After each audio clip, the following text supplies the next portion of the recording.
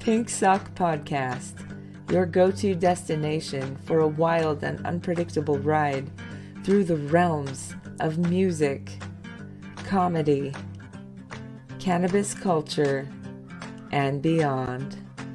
With your host, the fearless, the irreverent, Mike Usenick, presenting eclectic, entertaining, enlightening, surprising content. Join in the fun, push boundaries, challenge conventions, explore the spectrum of human experience. We won't shy away from any topic. Entertainment, exploration, connection. Join us.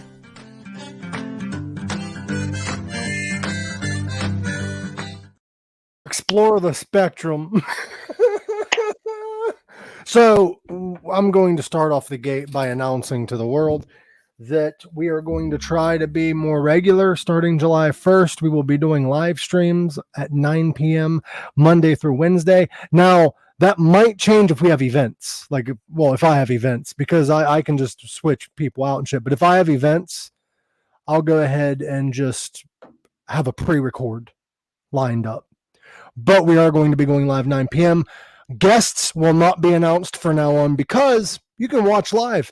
Anyone can show up. Everyone can show up. Who the fuck knows? Now, if we have an interview, though, I do plan on doing a short snippet of just the segment that person was on and then release that. What is up, Katie Nelly? She is the one that did the intro. That was her voice. She has a very sexy voice. Also, very good job. Joanne Bashir has been following Pink Sock for 5 years. Since day one, motherfucker. Now, there is a technicality. It's been 4.5, but I'm rounding up. Oh, now you got to do it. The reason why I'm rounding up is because Pink Sock started at the end of a year, like kind of an end of a year, and that was the first season. Technically, we're on the 4th season, 4th year, or whatever, but whatever. Mm-hmm. David Arquette was still WCW champion, so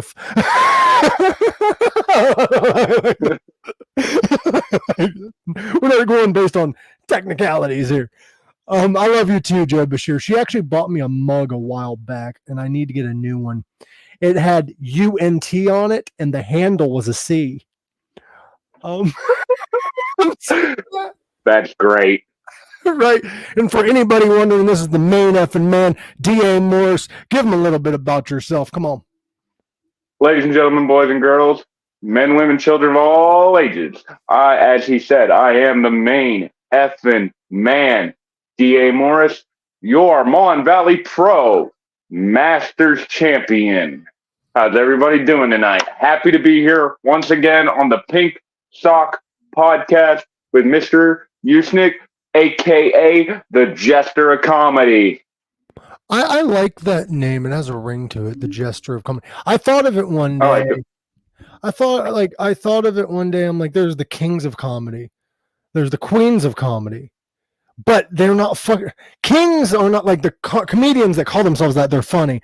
But kings and queens themselves are not fucking funny. The Jester is. Very true. But as far as I'm concerned, just as I am the main effing man, you are the main effing funny man, as far as I'm concerned. Oh, man, who is this guy? He kicks ass, the main effing man. We just told you. Can you not listen? Women. I tell you.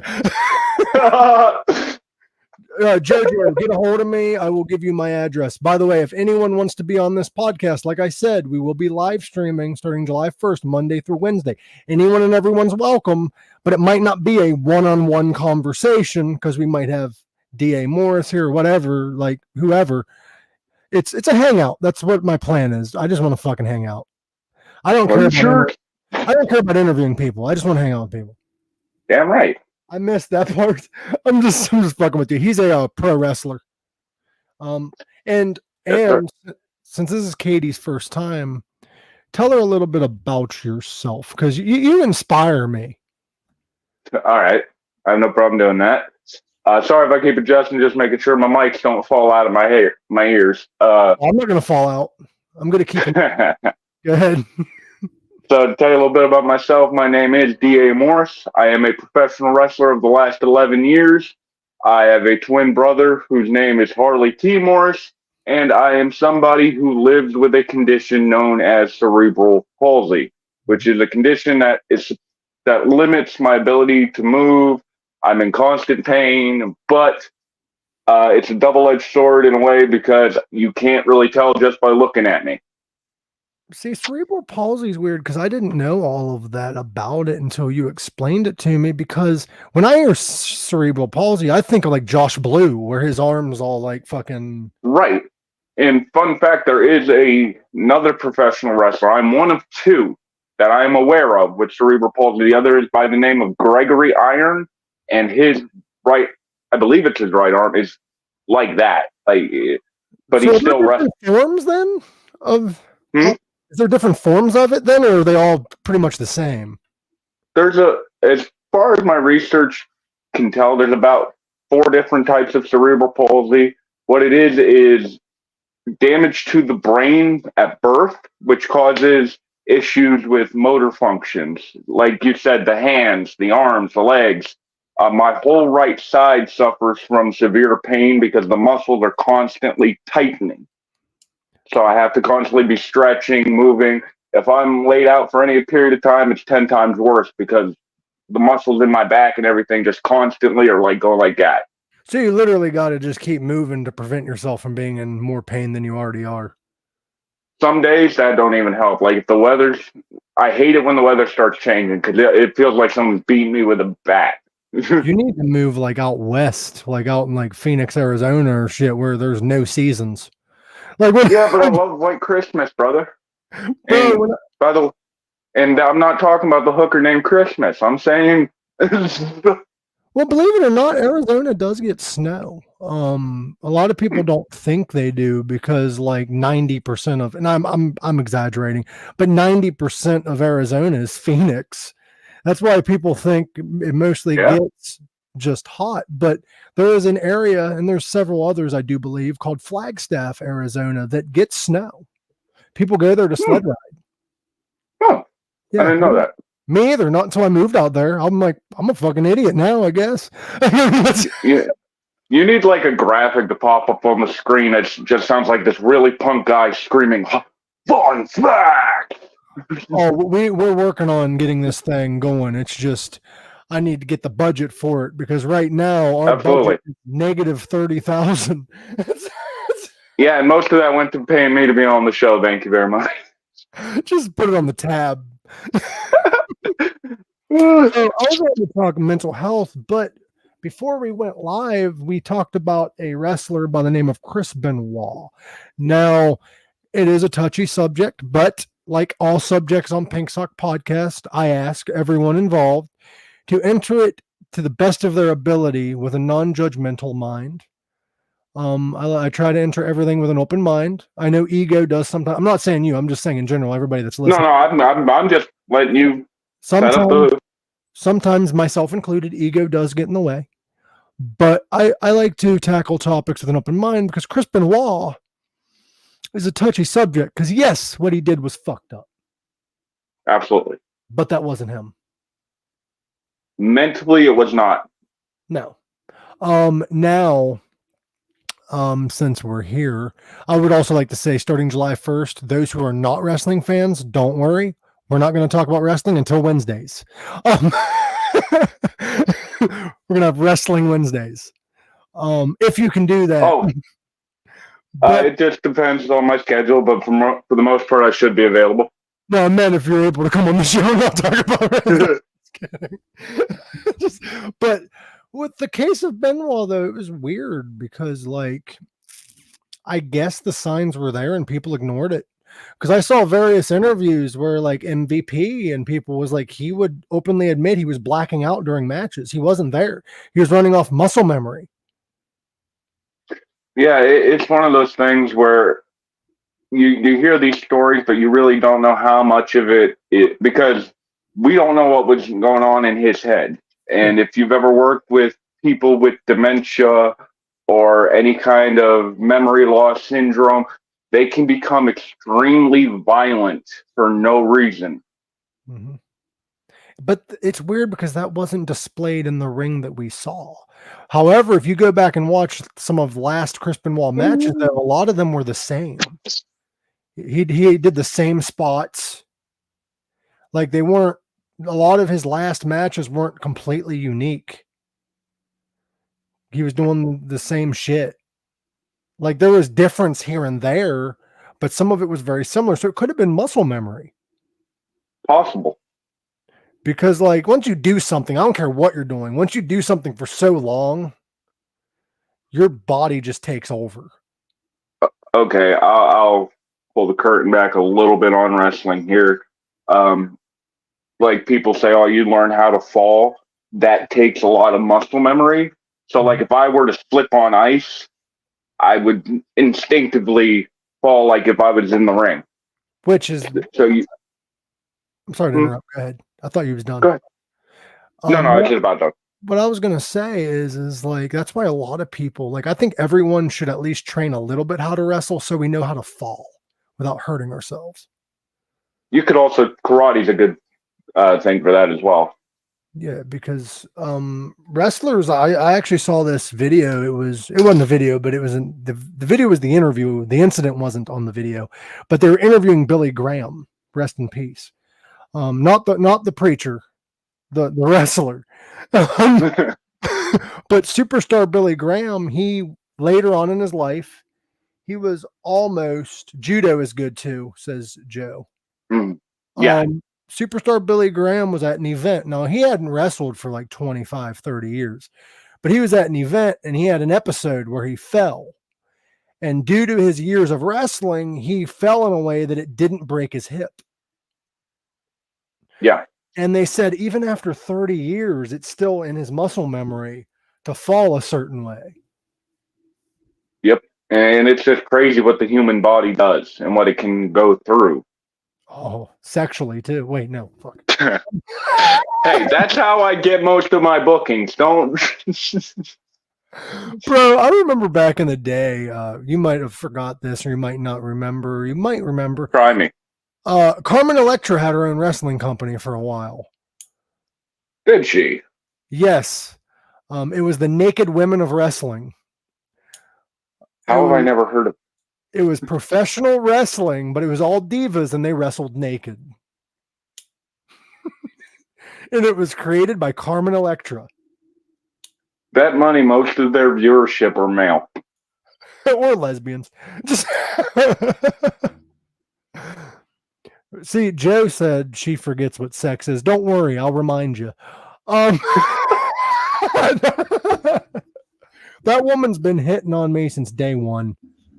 She's a She's a British woman, so she knows how to cuss.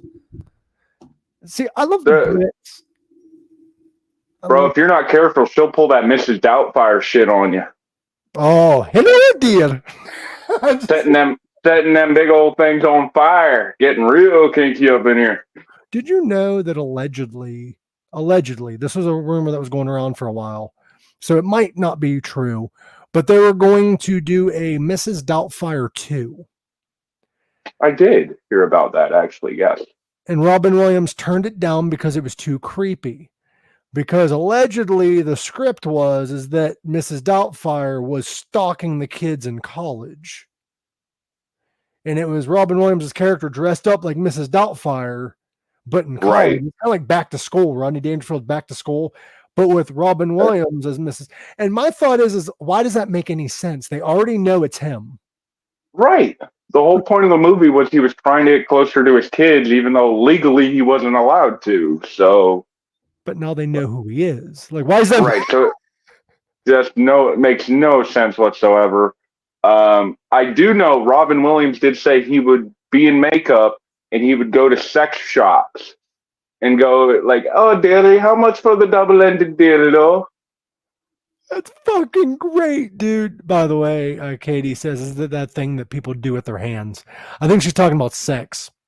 The women in the chat love sex. I don't know if they like it physically, but they like talking about Captain Winky in the litter. He says, "What's up, Captain Winky?" He's an alright dude. He's cool. He's cool. Nice, nice. I dig the name. That's funny. By the way, publicly, I'm gonna issue my mother an apology because I was a bit of a dick before I came on here. I was looking for my medicine box. Now, if you don't know what my medicine box is, it's what I put my medicinal herb in. Now, I could have sworn I put it on the counter next to the kitchen table. So I'm like, hey, have you seen my box? Now, my mom's had a long day. So she said, I don't know what you did with it. No, in my mind, them is fighting words. I don't know what you did with it. No, she was right. I don't know what I did with it because it was laying on my bed. So,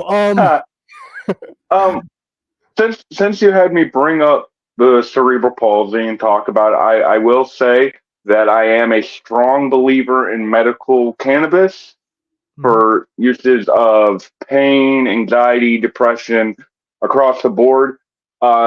It is probably the most natural medicine I've ever taken in my life. And one of the few things that I take besides, and don't laugh, well, you can laugh, I guess, I don't give a fuck, besides a little pill called Midol. And ladies, you've been lying to us.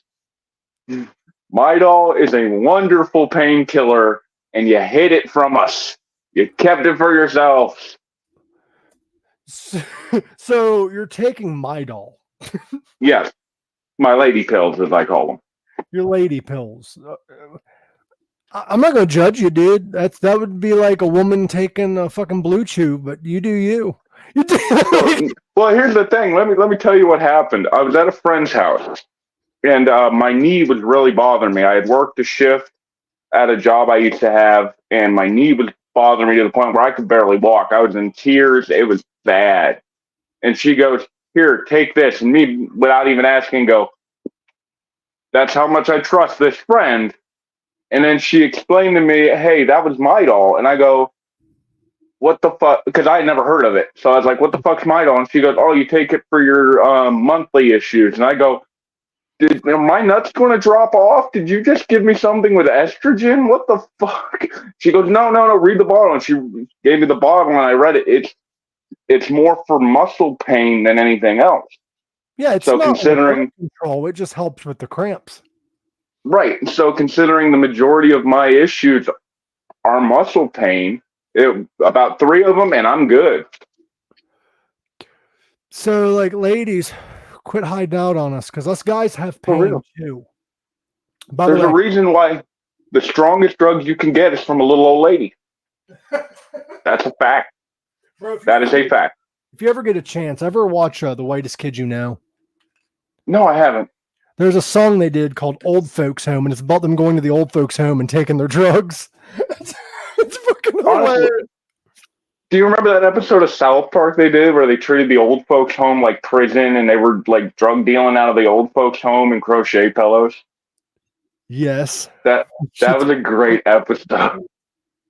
So Katie says you can have her Midol, and Joe says that her mom has morphine. So I think they're selling drugs in the chat. I don't know what's going on. Watch, the cops are about to kick in and be like, get out! Could you imagine Pink Sock Podcast gets raided? That'd be great for the news. But I'm actually going to start doing reviews again soon. I'm going to be doing an album review soon, but I'm also going to be doing cannabis reviews again. Nice. I might have to come over to your house. I have this right now in my possession. It is, let me read this, 50 milligrams of THC, 10 milligrams of CBD, and 10 milligrams of CBG. It is, I forget how they, it's just a THC capsule. I didn't know if it was advertised as RSO or it's full spectrum cannabis oil. So you're going to get a little autistic when you smoke this. I'm already autistic. It's not smokable though. Check us out. I'm down. Just take it with your medicine. That looks like, could you imagine if someone just gave you a black pill like that? What the fuck, dude? Bro, it's literally, that full spectrum oil? Yeah. That you can get that, it's that, but in a pill capsule. Yeah, we've been talking about stuff like that.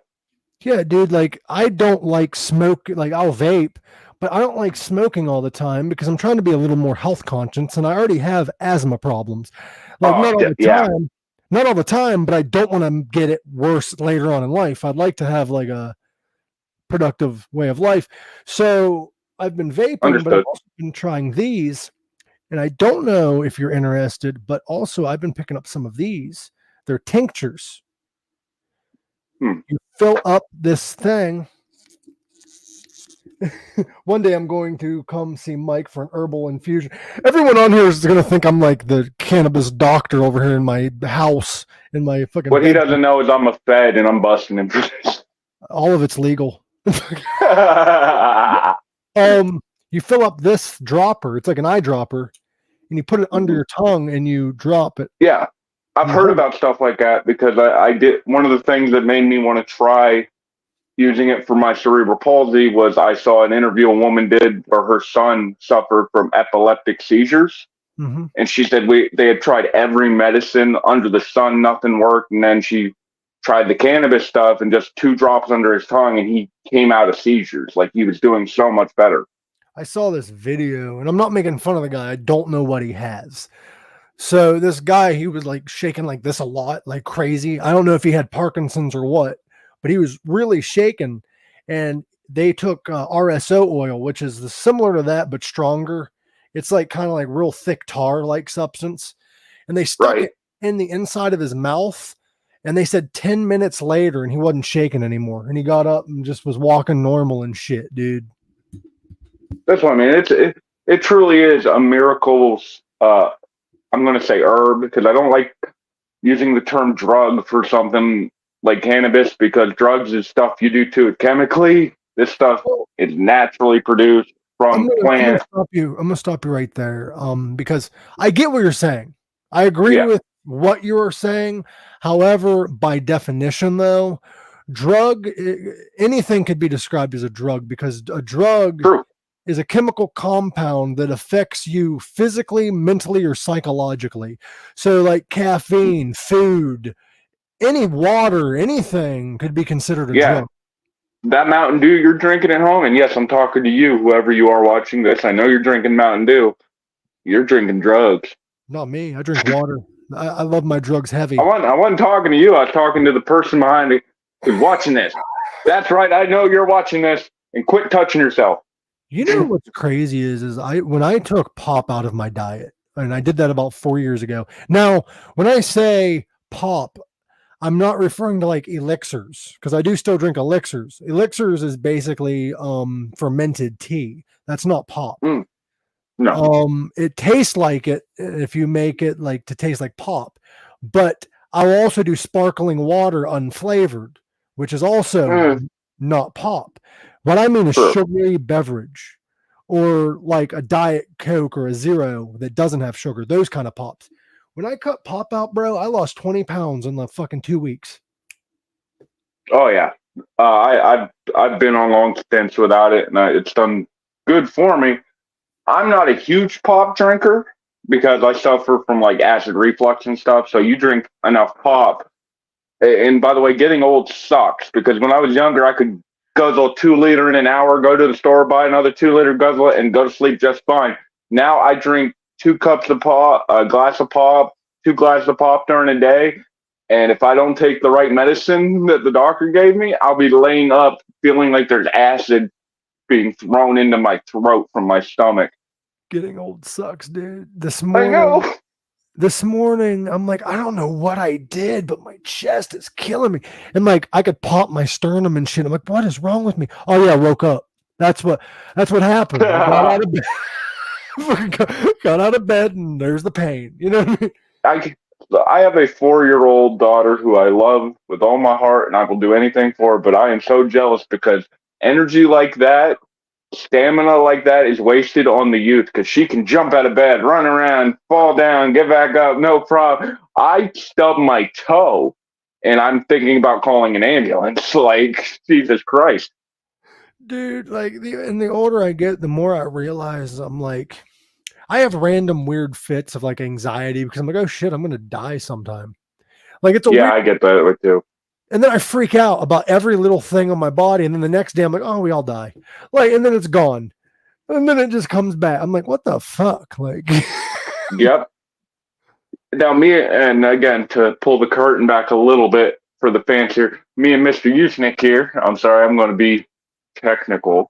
Um, we've had many of conversation where it's nights where like I can't fucking sleep because this doesn't shut off mine either. because of the anxiety. And again, to kind of go back to the mental health thing we had brought up at the beginning, the anxiety, just the like I'd be exhausted. You turn the lights off, you lay down, and then all of a sudden it's like, did I check Facebook today? Even though I've been on it all day. Did I watch this? And then you're just going and going. Next thing you know, it's 5 a.m. It's ridiculous. It's time to get a little, at least I will. You go as comfortably as you want, but how about we get, since it is mental health, how about we get a little personal? Absolutely. Sure. Shoot. It's weird because like, and I'm not saying it's anybody's fault. I'm not saying anything like that. I'm not saying my friends are horrible, whatever. I'm just saying how the brain works. I will have days, weeks, months. I'll have sometimes just a day. It just depends where I'll have in my head where I'm like, well, I don't want to bother anyone. Like I need to talk, but everyone has their own lives. Everyone has their own friendship circles. Everyone has their own thing. And if I'm not the one reaching out, I'll never hear from them. When in reality, maybe they're doing that too. Right.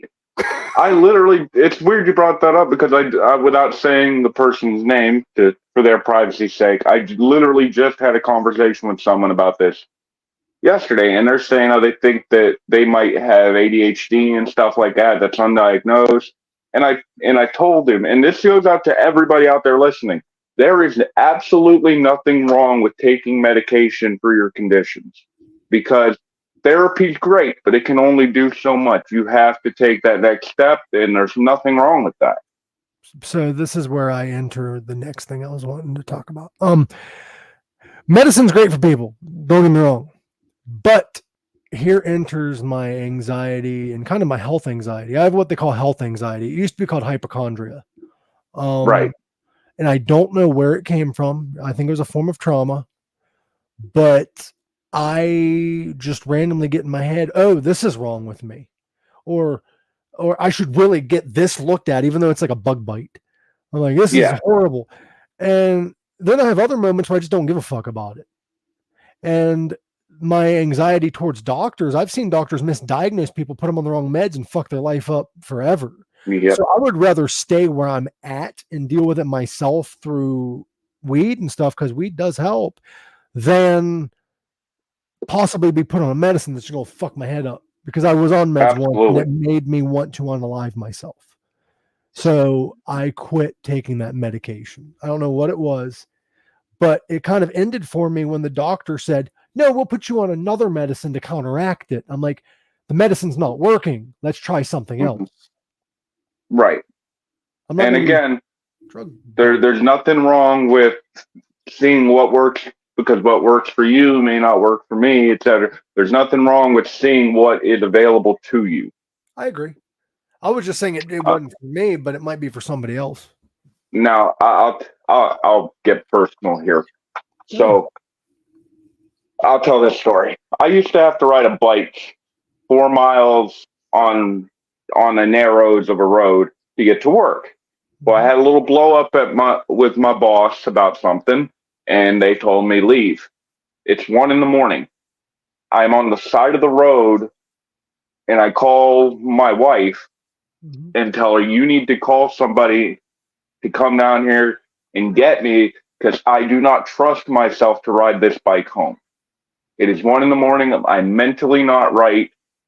I need help.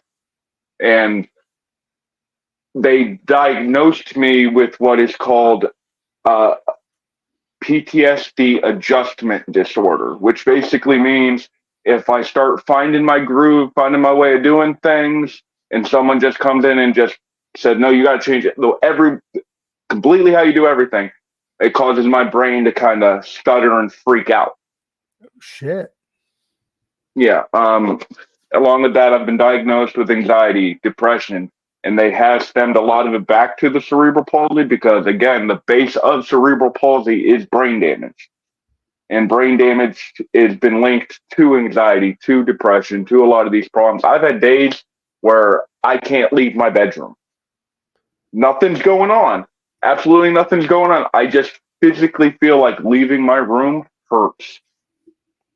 Damn, dude. I didn't know that about you. Like, I've got my own issues as well, which I'm not saying this to make it about me. I'm just saying I'm coming from a place of we're me and you are both opening up about our conditions to hopefully help whoever's listening know that you are okay having problems because we all have them. It's hard to open up because as males, we were always told that we can't, that nobody cares.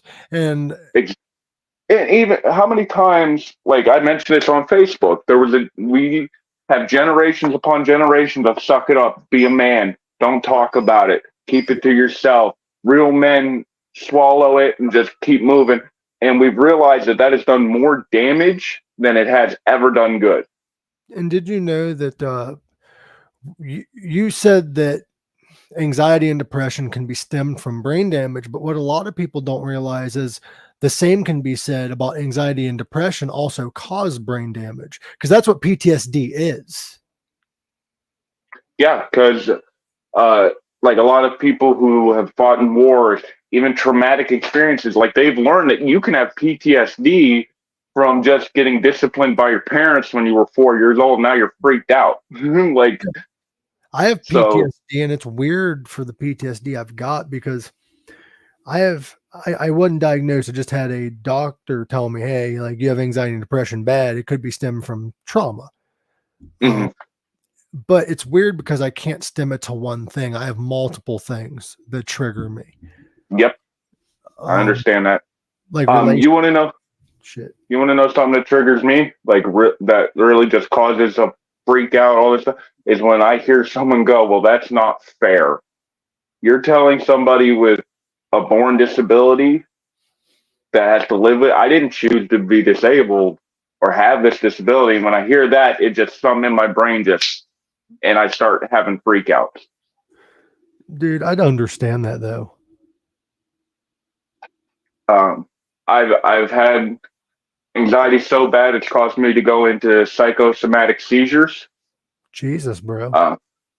Yeah, and again, I had a job. I held a job for 3 years, and there was many times where they had to get an ambulance for me because I was having mental freakouts that was causing the cerebral palsy to act up, and I couldn't move. Jesus, dude, that shit's wild. Like, it's weird what the human brain does, like, and how easily it's probably our weakest organ would be the brain. But at the same time, it's the most important. Yeah, like the brain can be damaged by a lot, and it's crazy, like that the brain, right? You can choose, and I hate when people say just be happy or just smile or whatever. You can't just do that. Like, if not that simple. No, I could, I would do it. But like with the anxiety and the depression and shit, the brain can choose to be happy, but it wants to hyperfixate on negative shit. And it's like, what the fuck? Like, why? And the weird thing is it shit that may not even be legitimate. Like, again, if you hear like, oh, what does so and so think of me, and then you're freaking out, and then you realize, well, so and so hasn't thought about me in forever. Yeah. So my freaking out was for nothing. Your brain creates so many situations that it's ridiculous.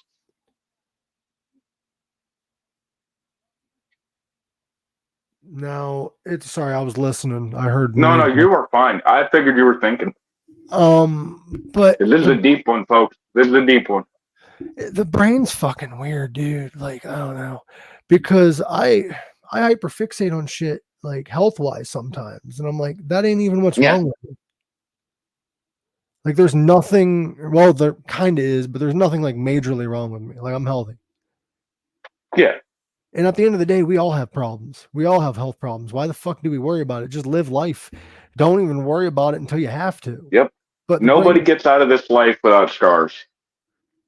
Yeah, and Let's talk about this too. Joe Bashir just said, and this is legit. Okay. I work too much. It's a form of self-abuse from childhood trauma. We Well, it's not literally, even.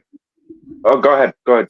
we literally, and I'm doing the same thing. We literally work at jobs we don't like because of the money. Now, some of us can't choose to just leave because we're stuck in a world, and I'm not saying that it's just childhood trauma that causes us to do this, because we're stuck in a world where shit is so unaffordable that you need credit cards to survive, and Yeah. then you get screwed on the interest rates. Not to mention, we've been taught since we were wee little. From the time we were barely able to walk, you have to work. You have to provide to the system to get your piece of the system. And especially after COVID, we all learned that that's not how this actually is working. And that's why so many people are in effed up situations. Exactly. And I just don't like the price of shit going up, man. That's causing my Dude, too.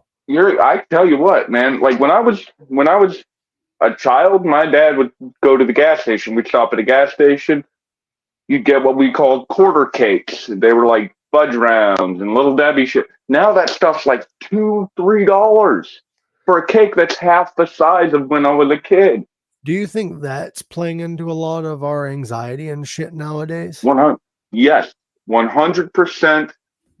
Because I cannot tell you every night. I haven't slept right in months because every night I panic about how am I going to pay my bills? Do we have enough of? I mentioned to you I did a show just yesterday. Yes. I made without saying everything that went into it. I made about $40 in my pocket. By the time I got home, it was gone. Jesus, dude. That because I stopped. I picked up some of my lady pills, and got myself something to drink. And I was like, okay, I'm going to put a little bit of the money back, just to come home and be told, hey, we ran out of this, and this. And there's no giving someone, hey, here's $5 and that'll cover it. No, you have. If it ain't a 20, you ain't doing shit. And I saw. And that's just reminds me. fucked up in my opinion. I agree, and I saw a post that kind of touches on this. It says, it's funny, but it's sadly true. It says, with the rising price of everything, a lot of people are getting into poly relationships because that's the only way you can afford this shit. That's funny, but keep that in your bit because that's funny but true. Absolutely. Like you're seeing generations upon generations living together where before it was you reach a certain age, you get out, you buy your own home, you start your own family. Nobody's selling anymore because everybody's trying to milk that little bit of dollar. Everybody's renting. Nobody's buying anymore. Everybody is renting. And in the long run, that is not a stable way to live. It's not, but it also, to add to your argument though, the reason why people are renting more than buying is because there's so many rules and so many things you have to do in order to buy, and the price of mortgage is cheaper than rent. So you're telling people they can't afford a cheaper mortgage, but they can afford rent that is triple as much. And it keeps going up. Yeah. Fuck that. But I kind of also get it where renting is nice because you don't have to pay to fix nothing. You're just paying to But if you've noticed, because of that very thought of like, oh, I'll just rent, it's now become nobody has homes. There's a huge homeless problem in this country because nobody can afford to stay in a home because the rent's either too high or the mortgage is too high. Hey, bro, we should like split down the middle. We need to get like a nice, cheap RV and be homeless. Just live in the RV. I legitimately told my wife, if I ever had the money to do this, I would so buy a hearse and like modify the back of it to have a mattress. So that way, if I have like a show 2-3 hours away, instead of getting a motel or whatever, I just crash in the back of the hearse. You'd just be the next Undertaker.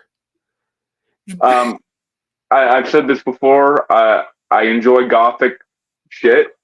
Me too. So it's like that car will turn heads, and that's why I'm like, huh. All right, I'd rock that. So we had a guy on here a while back, friend of ours. His name is AC Slade. He's the owner and founder of, well, one of the owners and founders of Catfight Coffee.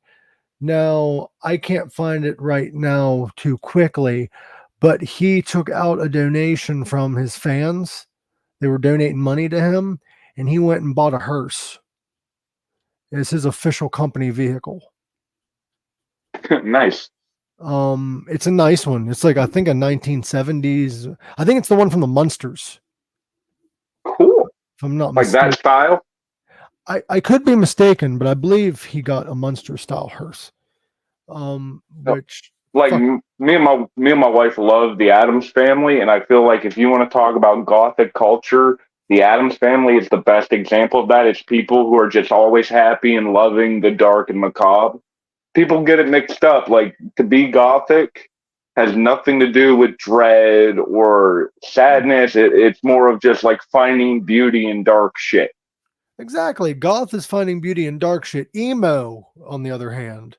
Uh, That's Well, here's the thing, though. You can even, since we're again talking about mental health, that whole culture was started because of mental health issues. yeah, because emo actually stands for emotional. Right, you're overly emotional. You let your feelings drive you more than you let this. And it's also, emo looks forward to death more so than goths do. Which I feel like death is a scary topic. Even if you're religious or whatever, and you have a belief of what happens after that, none of us really know. And I'm sorry, there's no way to really find out unless you believe in psychics and all that. And even then, it's still a guessing game. So you know how I'm really into the taboo and the topics that My headphones people fell out. don't really want to talk about. However, I would Yeah, like to do an episode closer to Halloween if you're interested in joining me, where we tear apart the misbeliefs and the miseducation of LaVeyan Satanism. I Um, am totally down with that. Um, because like I just saw a meme the other day. Someone posted, and it was like a kid had a goat and was ready to sacrifice him. And it said, "Hey, if we're allowed to pray in school, does that mean any religion?" well, Um, I'm and going to talk about it a little. that misinformation is like, you know what I mean? Like, I don't I'm, know too many people that actually sacrifice goats. there are forms of Satanism that does, but the reason why I chose LaVeyan that I want to cover is because LaVeyan Satanism is not a theistic religion. They're atheists. Yeah, Um, they use Satan as sort of the symbol of like, yeah, we're trying to make you feel uncomfortable yeah, in a way. and it's kind of hilarious because if you watch interviews with Anton LaVey, he did a lot of interviews, a lot, and this shows how much balls this guy had. A lot of interviews with very religious people. Um, and he sat down with a preacher one time, and the preacher was calling him names, was making fun of him, and the whole time he was answering every question calmly and seriously.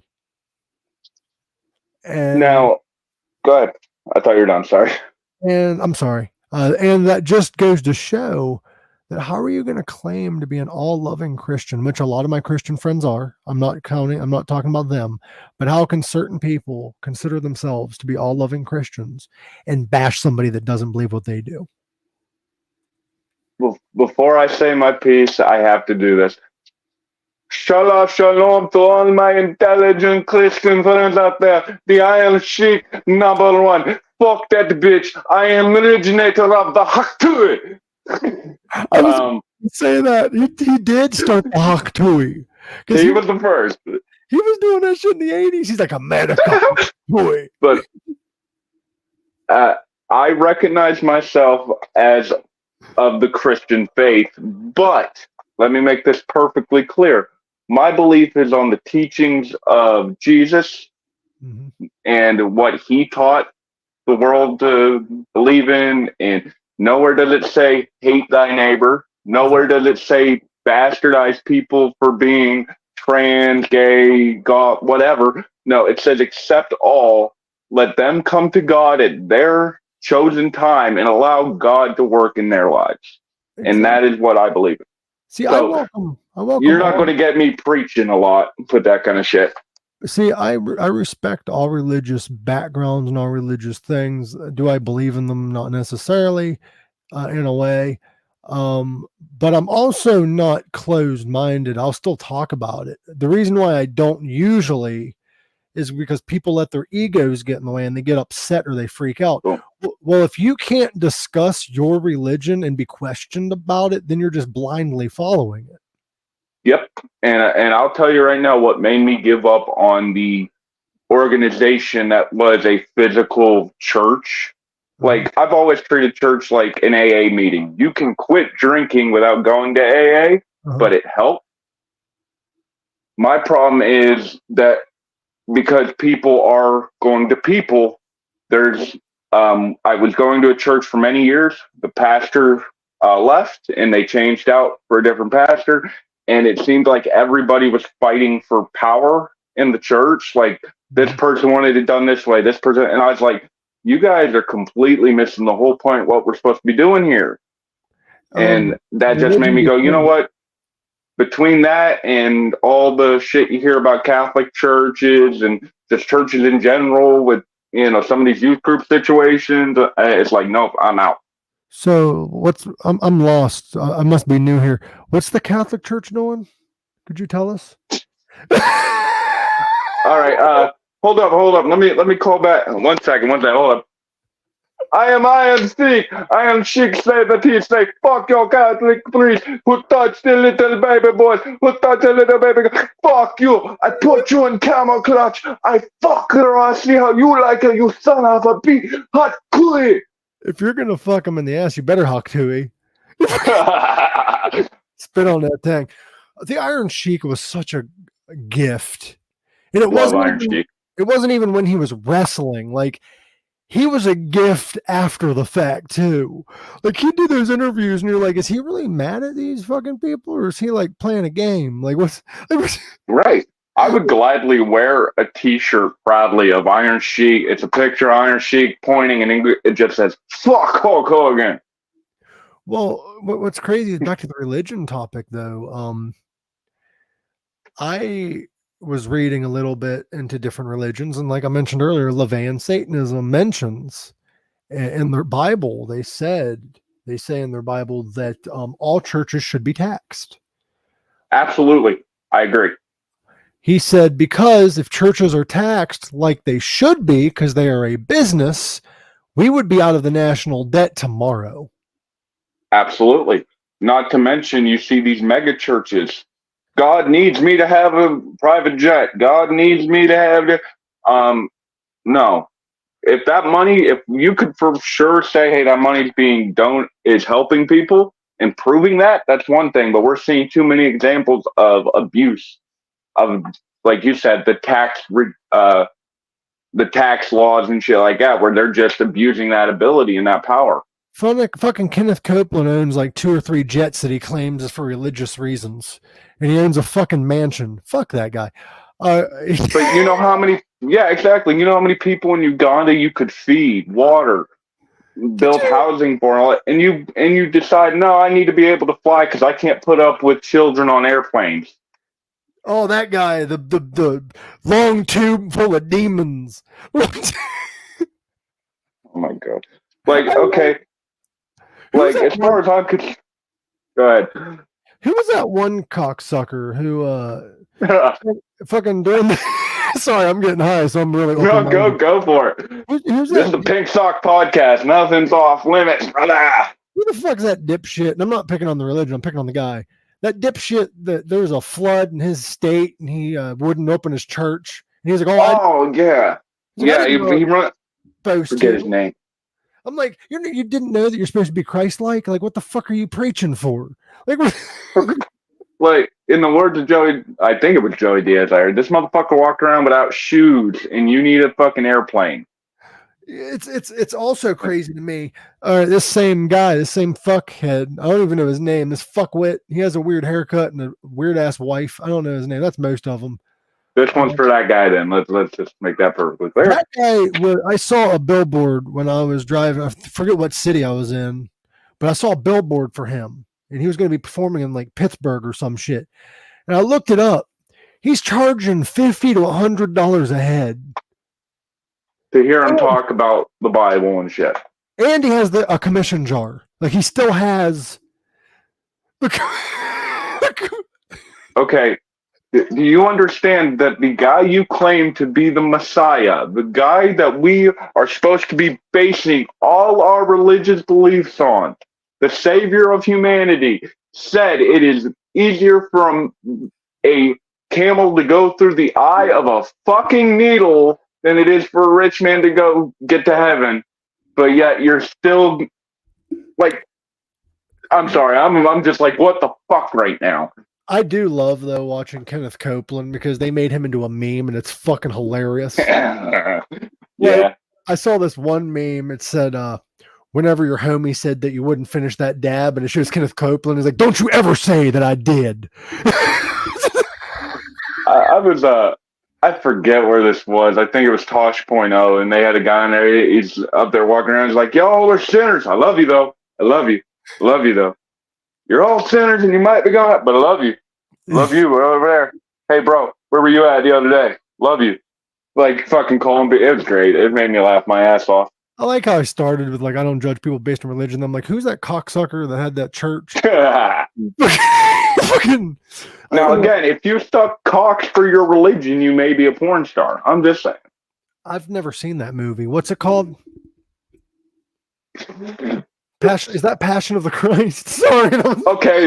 Okay. Again, I've seen that movie. It's actually a very powerful movie, but at the same time, I get what you're trying to say. It's very bondagey towards the end. Yeah. Again, to quote South Park, it's like if you've seen the episode where he's like, "Oh, y'all want to torture me, huh? All right, stick it in. I can take it." It's like, what the fuck? Did you ever watch that skit from Mad TV where they're playing the Terminator and it was Terminator meets Passion of the Christ? I think I have. That was great. That shit was fucking hilarious. It was Will Sasso playing the Terminator and he was walking around and he's like, he walks up to the wise man. He's like, "I need your robes now." The wise man, no. and he's walking around in this robe with Jesus, and he's trying to save him from dying, but he's supposed to die. And then he's like walking around, like, and then at the very end, when Jesus is holding the cross, out pops Terminator. He's like, "Hasta la vista, baby, Jesus." My favorite stand-up bit about Jesus has to be from Sam Kinison, who, for anybody who doesn't know who Sam Kinison was, he was a stand-up comic who spent many years in the church as a pastor, and then he switched to being a stand-up comedian, a very loud, very vile-speaking stand-up comedian. And at one point, he has a bit where he's like, "Could you imagine what it was like if all the people are like, it's a shame he has to die?" And he's like, "Not if somebody had a fucking crowbar." See, what's funny is that Sam Kinison was great, but like he would scream his punchline. Like you knew. And isn't it weird that Sam Kinison is like kind of looking like Vince Neil does now? Like Sam Kinison's been dead for quite a minute now. I mean, like when Sam Kinison was alive, he looked like Vince Neil does now. Do you know who Vince Neil is? I think. I'm not sure. He is the singer of Motley Crue. Let me get a picture of him. Oh, wait. Yeah. I think I know what you're talking about. Okay, yeah. You're right, except he's shorter. Yeah, and Sam Kinison was skinnier. I remember Sam Kinison talking about it. It's like all these religious people saying he's in a open relationship with two harlots of the night and drinks and he does drugs and he parties and he's like, well, hell yeah, I do. Did you ever? I want to fucking live. Did you ever watch that Brian Posehn? Ever watch him? Brian Posehn? Maybe. If you haven't, do yourself a service. He is 6'7". He's a stand-up comedian. He's a nerd, so he does a lot of like nerd comedy. But he did this one bit about how he has his own home security system. Now, this bit had me dying laughing until I pissed myself, so I hope I get this right. He's like, so I have a home security system right now, but what I do is I just sleep completely naked, and I duct tape a samurai sword to my hand. Yes, I know the. It was like, and I wear a baby mask, and whenever I get scared, my dick rockets up inside my body. So whenever somebody breaks into my house, I jump up and I run down the hallway screaming with the samurai sword, scraping the ceiling because I'm 6'7". It's scraping the ceiling. I'm like, "What the fuck?" And the burglar's like, "What the fuck? A giant dickless baby fucking running through the house." Like, you want to really freak out a robber? Like, I swear to God, if I ever catch someone breaking into my house, hi, puppos. I'm going to strip completely naked, look right at me, and go, I've been waiting for you. Oh, I don't have to strip, dude. I sleep naked. I'm actually. Hi, come here, puppos. My dog. Sorry. I have this weird fear that, like, when I sleep naked, what if there's a house fire? Because I live with my parents. Yeah, that's a little awkward. It'd be kind of weird. Sorry, my dog is like wanting all the love and attention right now. What is your name? So do I, but I'm not there right now. What's your dog? I'll pet you too, bro. No, don't take that out of. Oh, it's okay. $50 is $50. It's not weird. Word. That'll buy you a whole candy bar at this point. No, that'd get me about like. Well, you know what's cool is when I was living in Phoenix, I did do one smart thing while I was out there. I bought me a hybrid car. This fucking car, dude, I get a full tank of gas for $35, dude. And it'll take me 500 miles. Nice. Like I don't know how electric cars are at this point, but if I would really consider just for the help with pricing and gassing and shit. So an electric or something like that. Mine's not fully electric. Mine's a hybrid, which is like gas and electric. I would not like to know the price of a full electric because where you're saving in gas, your tags are more expensive at the end of the year. True. Also, I'm proving right now we can talk about other shit than wrestling stuff. I thought you'd forget because we still ain't even said our other 3 favorite factions. We stopped at 2. You're right, and that was like 2 weeks ago. This whole podcast is going to be us trying to finish conversations at 70. Remember that one? Right. Like 5,000 seasons ago? Oh, Billy! Where you at, Billy? Do you like the like shock rocky type bands, like the really like shocking groups like Marilyn Manson, Guar, shit like that? I've seen Korn live. I've seen Alice Cooper live. Fucking love Cooper. I've seen Rob Zombie live. So yes, I do quite enjoy some of those bands. Are you familiar with this group? And I don't want to butcher their name, so I'm going to look them up. I forget their name. I'm going to start a band called Fuck Tyler Grayson. Fuck Tyler Grayson. That's hot, dude. There was this band. For those who know, no. Go ahead. No, go ahead. You said there was a band? No, this band, I'm trying to look them up, so go ahead and finish what you're saying. Oh, yeah. By the way, that would make an awesome band name. For those who know, no. That would be hilarious, dude. I would listen to that band. But literally, I just hear myself say, I was like, yeah, that does sound like a nice punk band for sure. Okay, so there was this band. They were punk. They also had like death metal vocals, shit like that. Their name was Kettle Cadavere. Now, have you heard of them? No, I have not. They only released 1 album, 2 songs, 1 documentary. This band was probably the most violent and scariest band to see live. This guy would come out and do death matches to himself on stage. He came out with a crown. I want to see that.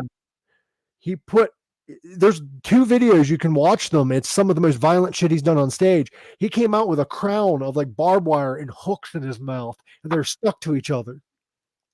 I have heard of bands doing that, but since you said deathmatch, I just want to see a punk band get on stage and then just have Nick Gage fucking come out with light tube and just start fucking hitting people, and they just keep playing through it. Oh, I wasn't done yet, brother. He gets worse. Oh, That was his little shit. This guy in this documentary. Now I didn't watch it, but he did like a video to like kind of show the band and had music videos in it and shit.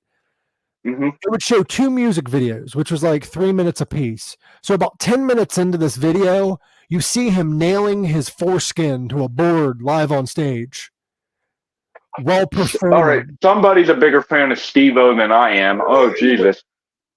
I'm like, what the fuck? This is 10 minutes in? Like, that's fucking hardcore shit, dude. Like, way more than I fucking... Which, by the way, I love how that term started in porn and wrestling took it and made it into a thing. What? Hardcore? Oh, yeah. It started in, like, porn and then fucking made its way into wrestling. Not hardcore wrestling, everybody. I'm talking about hardcore wrestling, with the weapons, hardcore titles, stuff like that. Not actual hardcore pornography. You know what we need to do? Not hardcore pornography. No. We need to take other terms from porn and put it in wrestling. Like, could you imagine, like, The Undertaker has him by the throat and he's gonna make him a gaping mess? Like, we need to bring gaping into wrestling. I think I've heard someone use that before when a guy's just bleeding. It's like he's gaping and bloody. And Val Venus' finishing move was called the money shot. Yeah. So, Val Venus turned out to be a real piece of work. Like, he went very political. Yeah, he did, and I liked Val Venus as a kid. Growing up watching wrestling, he was one of my favorite like lower mid card guys.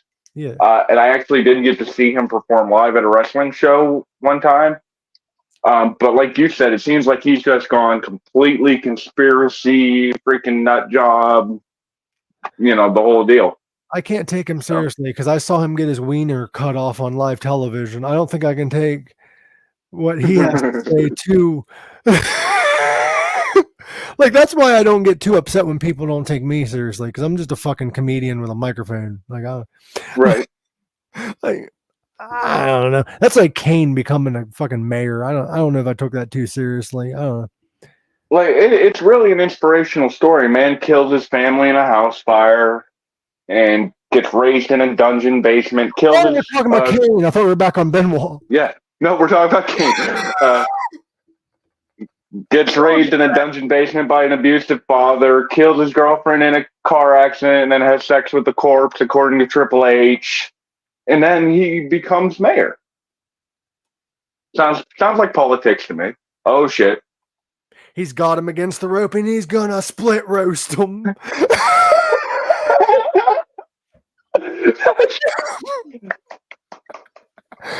That needs to be your new finishing move, the split roast. You need to get a tag team partner and come up with the split roast. It's kind of like Eminem's finishing move.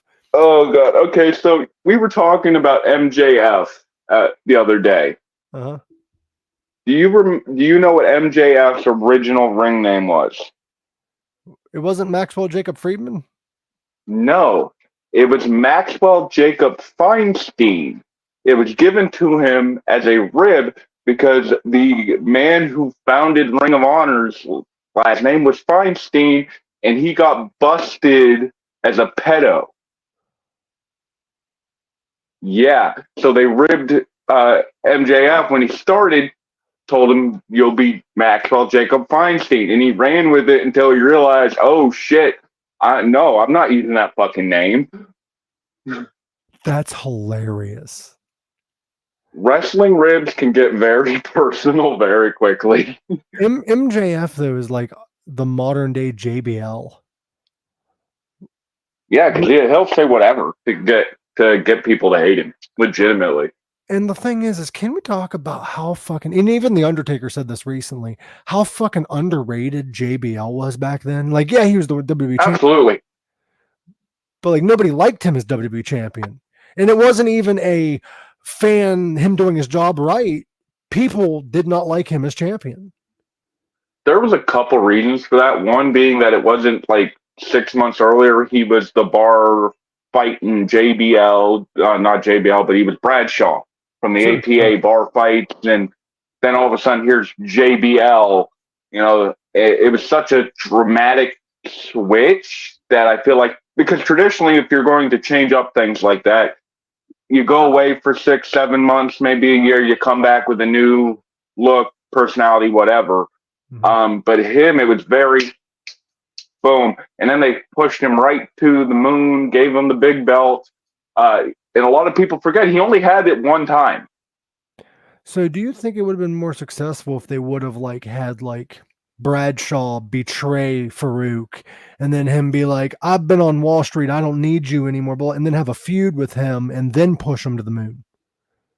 Possibly, but if I'm being honest, I'm sick, and because I've seen so many tag teams legitimately haven't even started yet, and they're already talking about what they're going to do for the breakup angle. It's like, guys, no, if what you're doing is money, you should be trying to keep it for as long as possible, not trying to figure out how you're going to end it.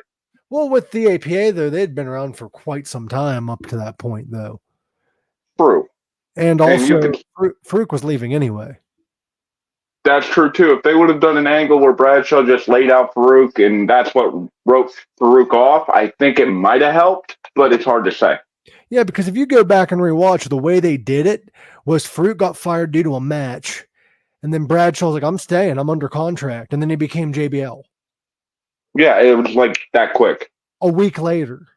He was still wearing the APA outfit the previous week. Sorry, he had to. But that guy always, his entire career, had the best clothesline. Oh, yeah, that clothesline. Now, again, being an old school wrestling fan, a lot of people can say that Stan Hansen had the best line, and Bradshaw was just a poor man Stan Hansen, which they wouldn't be wrong.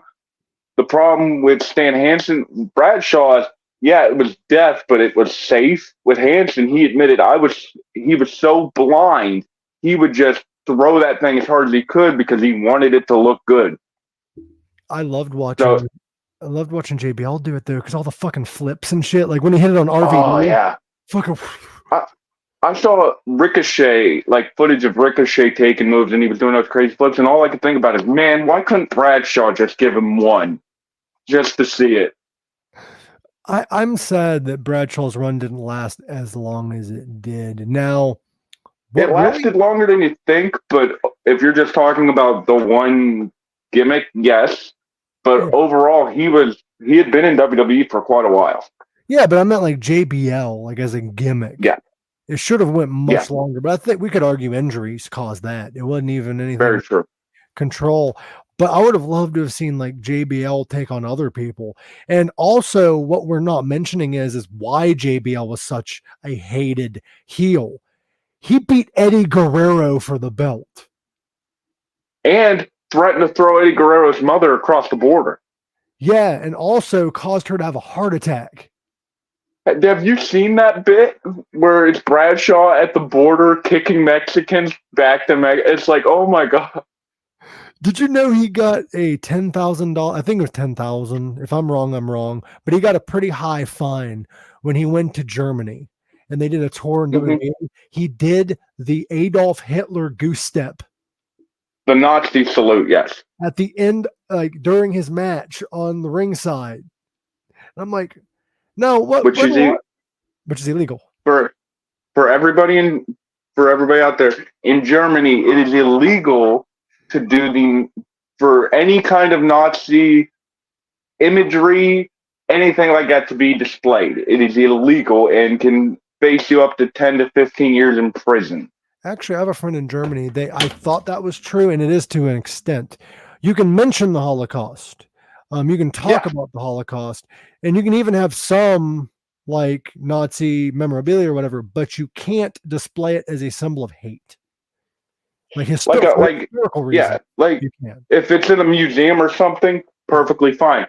But you can't go walking down the street in your Nazi uniform going, oh, I love it, here in Germany. No, you can't do that shit. If you want to do that, move to Louisiana. But Sorry.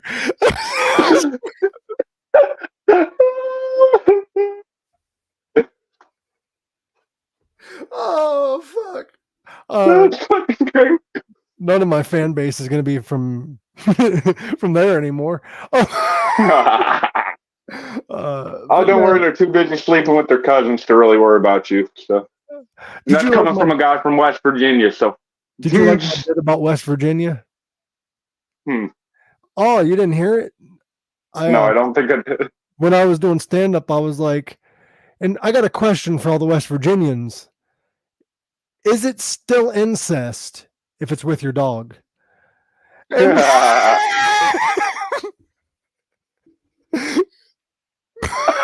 Oh, that's fucked up. Because I think it's like time it is. Go ahead, bro. Do you remember a professional wrestler by the name of Kid Cash? Fuck yeah, he was in ECW first.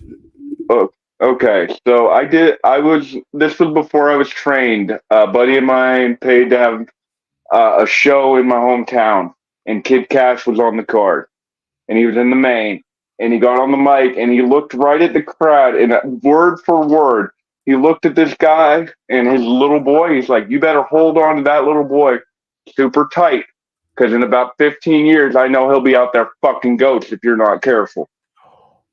Oh. Said that on the microphone. That's brutal. You know who else was a good one that didn't get a whole lot of credit was Simon Diamond. Yeah. He was good on the mic.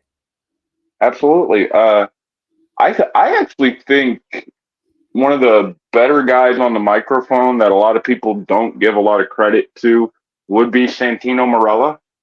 Oh, dude. Because it's like every other thing he said made you just fucking die laughing.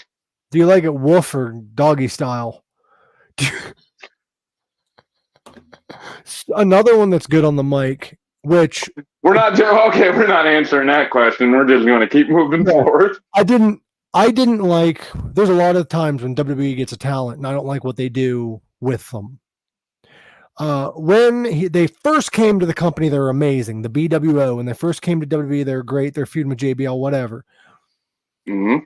Well, when the meanie left, they turned what was once one of the greatest in-ring performers, Supernova, into Simon Dean. Yep. A fucking workout advocate who was designed to job to Batista. That's literally what he got turned into. I will say this because, the LWO got a revival. I think the BWO needs a revival. Personally, I'd like to see it. And I've mentioned before, and I will keep advocating for this.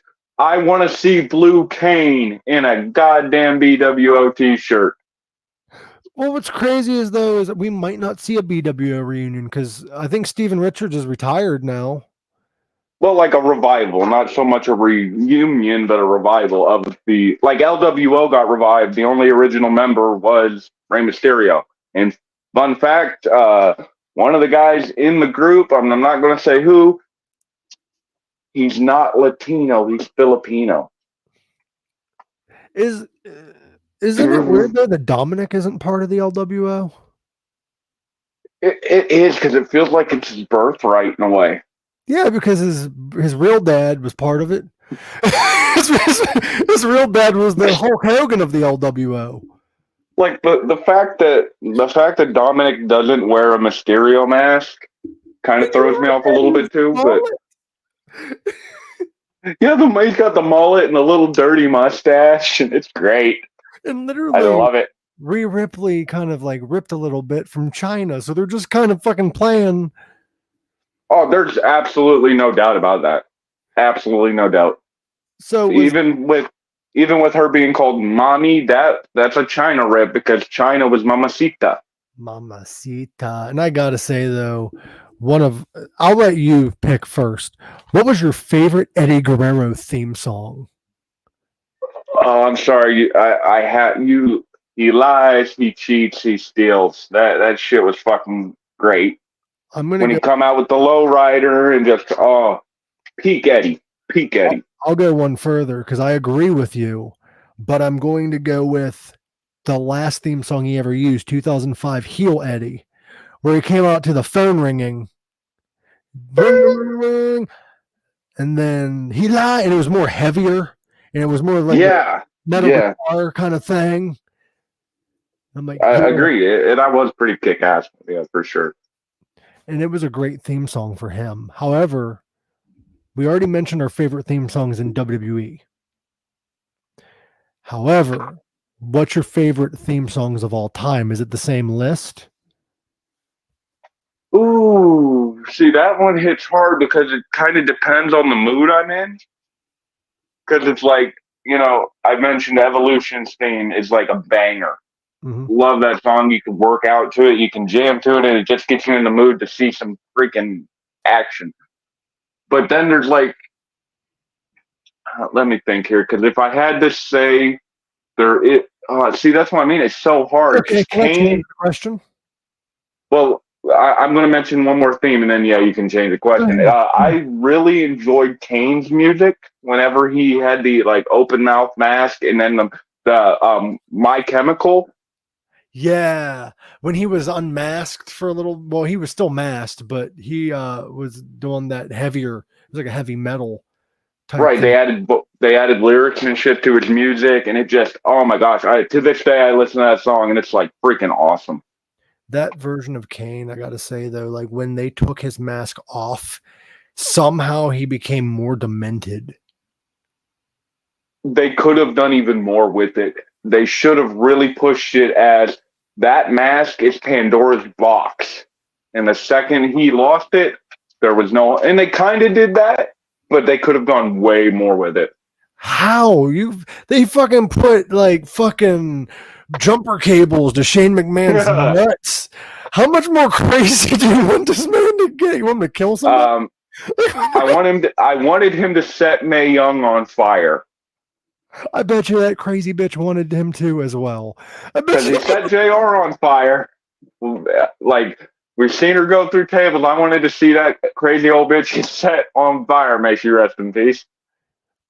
I was thinking the other day, I'm like, what was like, I always think questions in my own head. Like, I'm like, what if this, that, and the other? And I got to thinking the other day, I'm like, what's the weirdest? Like, what wrestler shouldn't have had that theme song? Like, what theme song was that?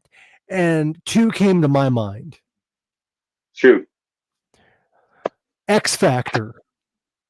You give him, I got everything that I ever wanted, and I'm going to get that back.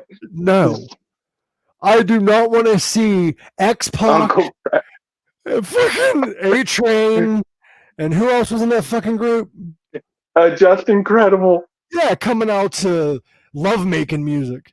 And it was Uncle Cracker with the cheapest edit ever, because it's just like when it starts to go and they say that X Factor, and the intro was really great. Yo, you're dealing with the X Factor, and then it goes into, I got everything that I ever wanted, and I'll never get that back. Wasn't D'Lo Brown also in the X Factor for a little while? No, but we're talking about themes. And to this day, the lyrics to this song stick in my head like glue. And that would be Brian Kendrick's theme when he became the Brian Kendrick. I fucking hated that. I know, but dude, the song he came out to was fucking great. It was. Fucking amazing. Another amazing theme song, but it didn't. I don't think it fucking went with the guy. All right, this dude was doing great shit, great move set, all that shit. But he was like not even 200. Well, he was, but in wrestling sense, he was not that big. But Billy Kidman's theme in WWE. Oh, yeah. It went so gangster hard. And then it's like, here comes this little short white dude. And it's like, the music didn't match what you had in your head. That should be Mark Henry's theme. You can run if you want to, but you can't hide. Like... Mark Henry has another busting theme that it's like you hear that start that you're like, oh shit, something's about to fucking go down. Oh, I thought you meant like sexual chocolate. No, my wife, who is not a wrestling fan, first time when we first started getting together. I was like, "Hey, have you ever heard of Mark Henry?" And she goes, "No." And I go, "Hold up." And I played it, and as soon as she heard it, it's sexy, baby. Whoa! She's like, "No, no, do not. He is not sexy. Why is this?" So now every time I want to bother her, I'm like, "Hey, baby." She's like, "Yeah, it's sexual, baby." You know what's a missed opportunity? Having a tag team with Sexual Chocolate Mark Henry, Val Venus, and Viscera. Ooh, call him the sex addict. Yeah. Or But call him sex addiction. No, yeah, sex addiction, but addiction is spelled ADICKION. Addiction. And then put the Godfather in there with him. Make it a 4-man group with the Godfather, Val Venus, Sexual Chocolate, and Viscera when he was the world's largest love machine, and have him coming out with the hoe train. It would make so much sense. And their name is Addiction. ADICKIN. Addiction. Sex addiction. Dude, they would be like, they would take out DX. That's how I'd book it. No, the NWO, dude, that would be awesome. They come out to some fucking Marvin Gaye shit. Like, I've been really trying, baby. But it'd be like a WWE like rip, so it'd be like, "I'm trying to lay you, baby, all night long." A theme song that doesn't match the guy, though, where I was kind of getting to that, is it does match him. It worked for him to come out. But being who he is, if you think of theme songs for this guy, you would not imagine this to be his theme song. Terry Funk's theme song in ECW. He came out to Desperado by the fucking Eagles. Yeah. But if it's Terry Funk, you going to tell him no? I'm not, but like this hardcore legend that could like bludgeon your skull in, coming out to Desperado, why don't you come to your senses? Am I gonna? You could easily say that he was like one of the last real cowboys in wrestling. Like, there's a lot of guys now that do the like cowboy shtick, but like if you really want to think about it, I think Terry Funk was like the last real cowboy in wrestling. Yeah, he was from Amarillo, Texas, bro. Like, you know, shoot, legitimate. Like, yeah, you had JBL, but he was from New York. Like, there's no cowboys in New York. Like, who the fuck? Right. You know what? Like, that gimmick didn't make sense. Why was he wearing cowboy hats? He was a New York broker. Dude, like, I can't tell you how many guys I've seen on the indies where their nickname either has like country, cowboy, or like something redneck. You know what I mean? And it gets over great, but it doesn't really. It paints that stereotype of wrestling fans are all rednecks. Dude, no, I would like to see a cowboy be a heel. You never see that. Oh, I see it all the time. What are you talking about? Yeah, but like, Stan Hansen had to be the biggest heel in wrestling. But in this area, they're like, oh, he's an asshole, but he's one of us. Like, that's true too. Stan Hansen was great because I remember, I'll never forget, he did a fucking interview. He had a big old dip in his mouth, and it was like hanging out of his mouth. He had the bull. He goes, "I got an ugly wife. I got ugly children, and I'm gonna beat you so ugly you're gonna look like them." Because I'm, legit. He was like one of those kind of people. I love that shit. Jesus, dude, that's amazing. Another one that's crazy is it's very sad that Sean Stasiak didn't make it further than he did. Planet Stasiak, especially considering his dad was like a big deal. Yeah, second generation got. Wasn't his dad like one of the first something champions? One of the first WWF champions. Yeah. Wasn't he the first WWF champion? No, the first one was Buddy Rogers. Oh, and Sean beat him for it, right? I think Stasiak, I think Stasiak was the one who beat him for it. And then Bruno got it. And then Bruno had it for like 8 fucking years, and then Billy Graham took it. No, Bruno lost it and then got it back like a week later. I forget who it was, but Billy Graham did win it within that period, and then Bob Backlund beat Graham for it after a year. And Billy Graham wanted to go for the title again, but they were like, "Nope, sorry, you had your run," and they never put him in that position ever again. They should have. Billy Graham They really should have. would have been the real Hulkamania. He was legitimately, but besides Gorgeous George, there has never been a more influential wrestler in the business besides Rogers. Billy Graham. Well, Buddy Rogers, again, pretty blonde boy. That's Gorgeous George. He added his own wrinkle to it, but he lifted a lot of his shit from Gorgeous George. Even Randy Savage's music, Pomp and Circumstance, was the same music that Gorgeous George came out to.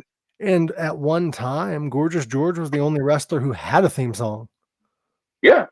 The only like one. It's hard to say who invented the entrance music because like Slaughter has gone on record saying he invented it. The Von Erich's gone on record saying that they came up with it.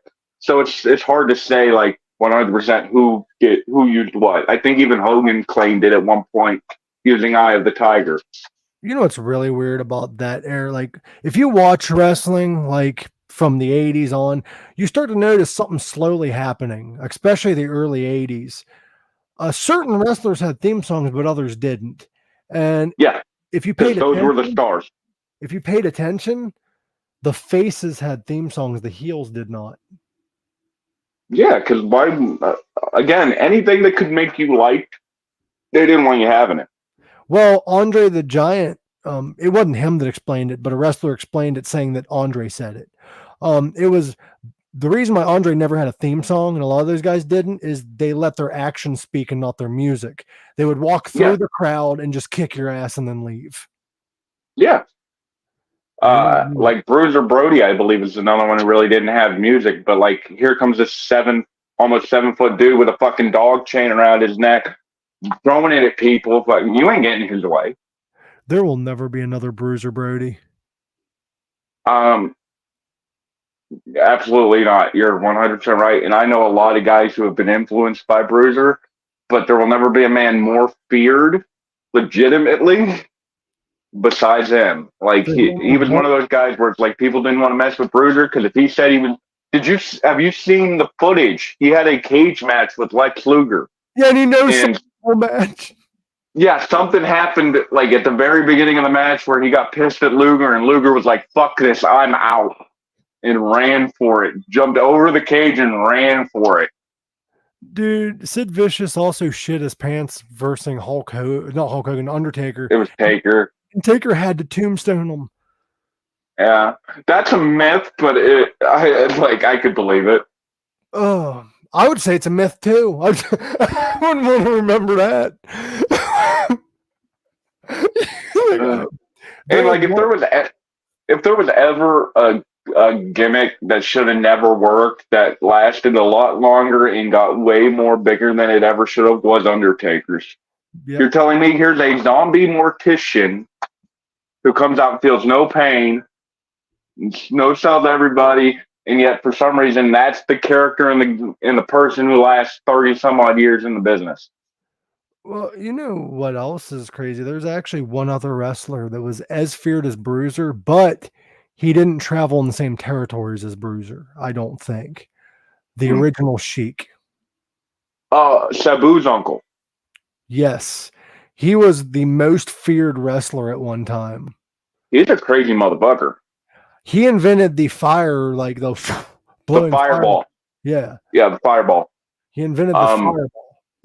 Yeah, which Jerry Lawler completely ripped off of him. And so did the Funks. Yeah. Have you seen the Inferno match that him and Sabu did in Japan? No. Okay. So you've seen an Inferno match in WWE. Yeah. This made that look like kids' play because what they did was they soaked rags in kerosene and wrapped them around the ropes and everything. So the wrestlers get in the ring and they light the thing on fire, but it sucked all the oxygen out of the room and became an inferno. It put Sheik in a coma for freaking 3 days. Jesus. Like third, like the match didn't even really start because they started kind of, and then like when everything just, you see the flames starting, it got so hot, you see Sabu just dive out of the ring, grab a water bucket, and start throwing. Guys are like crawling around the ring, screaming in pain. Fucking people's skin is melting off, dude. I'll send you the footage because it is brutal. So who won? I'm just kidding.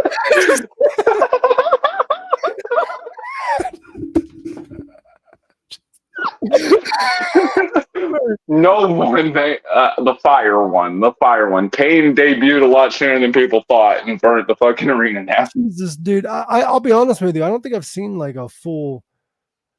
Was that later on in his career, Sheik? Him and Sabu? It was him and Sabu. I believe it was for FMW. Oh yeah, it makes sense. FMW do shit nobody else wanted to do for a reason. Oh yeah, they were doing crazy shit, and even like guys like Hayabusa, may he rest in peace. Innovator of high flying styles. Think of like if Rey Mysterio and Sabu had a baby. That was Hayabusa. I don't And want it got that sex. It would have been crazy. but the thing was, and even he said, and he tried to get away from being Hayabusa because that style did so much damage to his body. It wasn't even funny. Wasn't he the one that did that fucking saw thing to the stomach? The unfortunately, what a lot of people know him for this is how his career ended. He went for what we know in wrestling as a line salt. Chris Jericho is known for doing it, where you bounce off the middle rope and do a moonsault. Uh-huh. He under-rotated and landed here on his forehead, and his whole body just freaking, all his weight came down on his forehead and broke his neck. Oh, fuck. And that ended his career? It ended his career. He couldn't walk for the majority of the rest of his life. And like I believe it was like a year or two before he died, he was just barely able to walk with a cane. Jesus Christ, that's sad. It really is. It really fucking is, because it's somebody who he lived a very fast rock star lifestyle. I just watched a documentary about him, and he went from being this real rich, famous professional wrestler, sleeping with all these women, cheating on his wife, the whole thing. Breaks his neck, loses all his money, all his endorsement deals. The only reason he was able to even partially stay afloat was other wrestling companies were paying for his medical bills. Jesus, dude. His wife left, and like his whole life fell apart. And it just showed you how fragile this fucked up thing we call life really is. That kind of reminds me of us. Similarly, it happened to what the fuck was his name? You might have to help me with this because I can't think right now. He was a famous Canadian wrestler that fucking damn near crippled himself. He tried wrestling after That's most of them. He tried wrestling after his injury, but he was like really thin. He was in a wheelchair towards the end of his like career. Oh, you're talking about Dynamite Kid. Yeah. Yeah. He's a scumbag from what I heard. Oh, I've heard he was a complete piece of shit asshole, but like apparently he threatened his pregnant wife with a shotgun at one point. Yeah, I've heard a lot of fucked up shit about him, but like, didn't that happen to him? What happened to him? And since we talked about Chris Benoit pretty much mirrored his whole career off of Dynamite Kid, and somebody who was really known for doing the flying headbutt and all the abuse he did on his body. At one point, he was wheelchair bound, like couldn't do shit for himself because of what he put himself through in wrestling. Because for some reason, I thought like when he had his last match, he was so fragile due to the injuries that he suffered like a hip injury or something that was the final. Not sure. I could be mistaken. Not sure. But I saw the match. He could barely move. The saddest last match I've ever seen, at least parts of, was Dr. Death Steve Williams. Because he had cancer in his last match. You couldn't even tell that was him because he had lost so much of his body weight, and he had that tube thing too, didn't he? I think, but I'm not sure. I think he did his last match, and then like 2 months after that, he passed away. Wasn't it a championship match too? Like they gave him a strap for his final match. I think. Another sad final match, and I'm not saying that it beats Steve Williams because Steve Williams was dying at the time, But a very sad match, and it happened somewhat recently, was Ric Flair's. That one hurt personally because I was a fan of Ric Flair in the early 2000s because that's when I was growing up. So that's when I watched him, and Yeah. I was a fan of Ric Flair's. And in one of my, and again, we're going to do this on one of the podcasts, our favorite matches of all time. One of mine is Flair's Shawn Michaels WrestleMania. The story was just perfect, and I wish it would have just ended there where it should have. Mm-hmm. And he just kept going and going because, and he's gone on record to say this himself. He wants to die in the ring. He doesn't know. He doesn't know how not to be Ric Flair. Mm-hmm. Which amounts to he doesn't know how to quit cheating on his wife. Well, apparently, I've heard stories where like he'll party with you, act like you're his best friend, and then like the next day, hey Rick, who the fuck are you? Yeah. Rick, though, he said in a promo, and I believe this to be true, he's like, I'm either going to die in this ring or on top of a wild woman. Yep, you sent me that clip, and that's 100% true. Remember how, and I don't know why people got so upset with this. Remember, he was on Dynamite, and they gave him a mic, and he said, ladies from the ages of 18 to 29, leave your husbands and boyfriends at home, come to my hotel room, and let's party. Mind you, he is 70-something years old at that point. Yeah, but that's Ric Flair. Right, and everybody was like, oh, that's gross, that's disgusting. It's like, what do you mean? He said from 18 to 29. Their legal age. They can consent to whatever. If they have a grandpa fetish, that's on them. Don't kink shame. Well, my thought is that when people said a wrestler said this, I'm like, well, number one, it's sports entertainment. That's not the real person saying that, for one. For two, who said it? And they said Ric Flair. I'm like, well, fuck, there you go. Like, right. His whole life, his whole career, he was saying shit like that, and nobody said nothing. But now that because he's an elderly man, they're like, oh, it's gross. What do you expect him to do? We are all humans, and guess what? This brain doesn't really change too much when you get older. Just the physical changes. Yeah. And they got that little blue pill, so he can still go. I saw that motherfucker doing a Blue Chew ad the other day. I swear to God. Ric Flair and Pauly Shore both do Blue Chew ads now. It's great. When I get in the ring, woo! I need one of these to fight the boys. No, that ain't what he says. Pause. Just see him do. I've seen commercials where he was selling scratch-off tickets, and when he comes in, it's like, I want to see him chop the shit out of that old lady who's buying scratch-off. I'm sorry. That's how every commercial Ric Flair needs to end, is him just chopping the shit out of an old lady. Well, with Flair, though, it's weird because after the match, yes, it was a train wreck. It's sad to watch. Please don't ever watch it. But Flair, people don't realize, went into that match injured to begin with at 74 years old. He sprained his ankle. Yep. Not only that, he said what happened was he was dehydrated and he passed out. What actually happened, they figured out a year later when they were doing a scan on his heart, they found a hole in his heart like that big, and they're like, have you passed out in the last year? And he's like, yeah, I passed out twice during my last match. And they're like, you had a heart attack. And he didn't go to the hospital. He had a heart attack. They woke him up during the match, and then bleeding, heart problems, went and partied with Kid Rock for the rest of the night after his match. Like, Ric Flair's a fucking legend. I don't know about partying with Kid Rock, though. That guy's a creep. But he's pretty...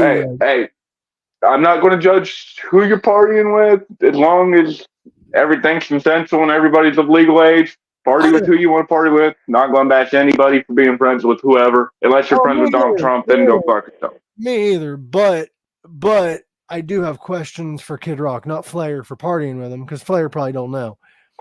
Kid Rock wrote a song, right, for a kids movie called Osmosis Jones. You may be familiar. I remember. Yes. He played a part in that movie, I believe. The lyrics of his song that he wrote was, I like them underage, you see. Some call it statutory. I call it mandatory. That is lyrics to a Kid Rock song in a kids movie. Oh, so that other song is about Kid Rock then. I'm a map, I'm a map, I'm a map, I'm a map. Oh, another crazy one is all these people that like worship Ted Nugent, and he wrote a song about liking 14-year-old girls. Yeah, uh, like you got to also think too. Things were different at a certain point with some of these older rock stars, but at the same time, it's still ew. It It's doesn't still make it ew. right just because it was right at one Exactly. time. Like that's like saying all them slave owners weren't bad. It was just the times. Hitler Well, like wasn't I bad. was, It was just the times. there's a guy I catch on TikTok sometimes, and he does like song parody, not song parodies, but he makes fun of like certain eras of certain things. And he's like a singer from 1943. I'm going to marry a 13-year-old. We're like, but you look, there's a lot of rock stars from like the 40s and 50s. They were married to really young women. I'm not saying it was right because it wasn't. A very famous predator, Elvis Presley. I love Elvis, but you're not 100% wrong, unfortunately. He started dating Priscilla when she was 13. His ex before that was 14 when they started dating. Yeah, like I said, no one's heroes ever stay heroes forever. When you figure out who they really were, or Well, what they've done. can we just God admit? damn it, Bill Cosby. Can't we just admit though that our heroes could be pieces of shit? All right, 100%. now repeat after me. If you follow a political person and wear their hat, repeat after me. My heroes can be pieces of shit.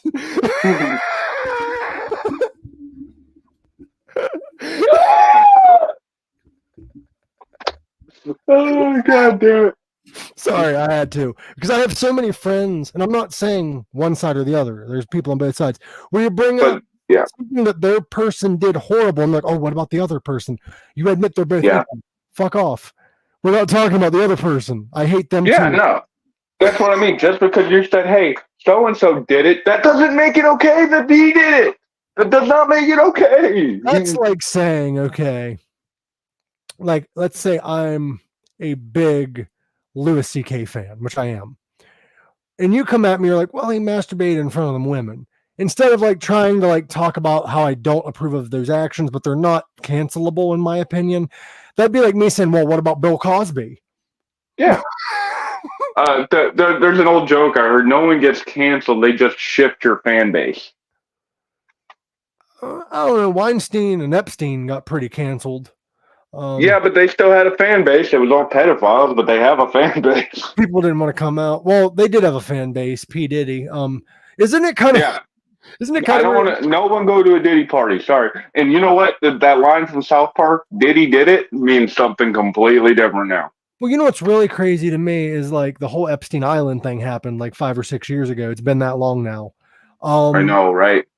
Well, they arrested Epstein. Then Diddy's party started to get more and more people. I wonder why. Because their source got cut off, so they started going there. Bro, like I don't know. I feel like I might get in trouble later on if Diddy gets like found like innocent because of money. They'll be like, we're going after every podcaster that ever made fun of us. Well, fuck. Dude, like I've heard like stories people talking about Diddy where he's like talking and he'd be like, yo, babe, he's talking to grown men.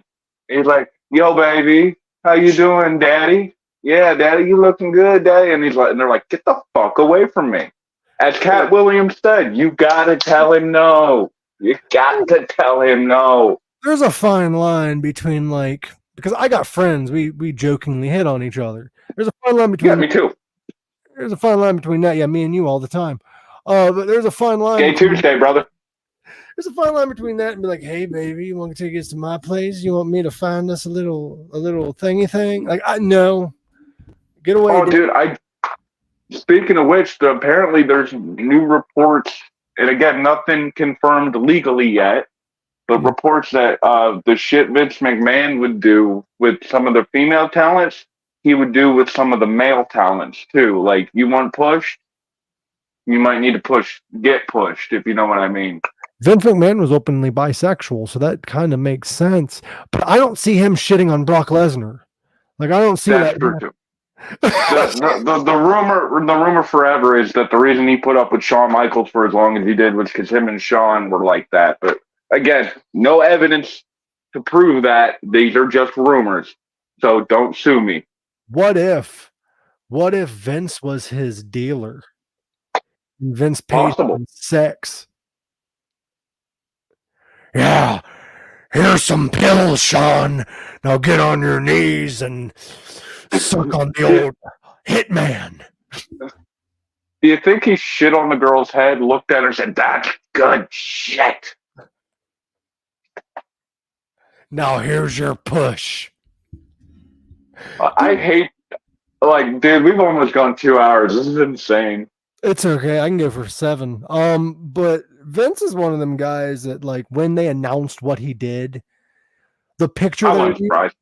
I wasn't surprised, but the picture they were using was a recent photo of a man that looks like a man that would do it. He had that pencil With the mustache. He looked like a Scooby-Doo Like- villain. Well, right, because you could tell he looked like he, you know how, no shame in anybody wants to dye their hair or whatever, but when you're 80-something years old, everybody's looking at you like, yeah, he dyes his fucking hair. Like, His it hair was wasn't jet even fucking... dyed. He had his hair... He had that gray shit, and like like you said, the newer photos, he had it jet black, the little mustache. It's like clearly he was trying to look younger.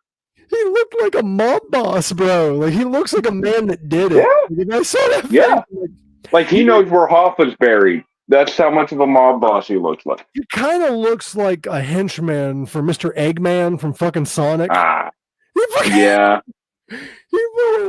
He looked like if you were to buy Jonathan Waters off of fucking Wish. You know what I mean? Like, I don't know. It's Yeah. fucking weird. I didn't like mustache Vince. My favorite era of Vince was do-rag Vince. Like, that was Yeah. The fact that he didn't come out to the gangster rap version of his song they came out with years ago was a shame, because that would have been great. You know what would have been great? If he would have bought the rights to it and would have came out to Journey with Me into the mind of a maniac, doomed to be a killer since I came out the nutsack. I'm on a murderous mind stick. Dude, you're going to make me go back and watch a New Jack match just to hear that song, bro. Like, because here's the thing, I can't just listen to the song. I have to have a New Jack match going on while it's happening. And his matches had to be 4 minutes long. So I don't mean to cut this short, even though this podcast has been anything but short. It's been a great time, but I need to check on my kids and check on my wife because she's laid up, hurt right now. You mind if I do my plug real quick? Do your plug, and then I'm probably going to drag it on home because I thought Jack was going to join us, but he must not be able to. So go ahead. Oh, sorry, you're dealing with all this sexy right here. It's hard to step up. So this is specifically, look me in the eyes. Everyone who's watching this, I know my eyes are all over the place. I don't care. Look me in the face. Look me in the eyes. July 3rd, Charleroi Market House, Charleroi, Pennsylvania. The Black Sheep Society are going to make an example out of one piece of garbage, Tyler Grayson, who dares to step to me, who dares to try to take what's rightfully mine, and that is the MVP Masters Championship.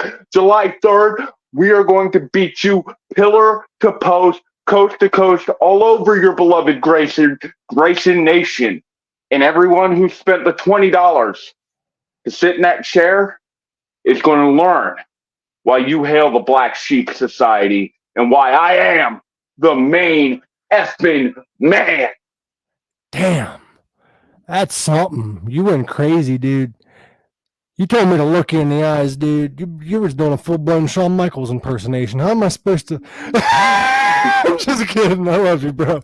No, the thing is, I like to look at the camera or do I look at the screen? Because my eyes tend to do that when I'm trying to look like 3 different places. Let's do it both. You're the only man I know that could look at a tag team and be like, look them in the eyes, and they could.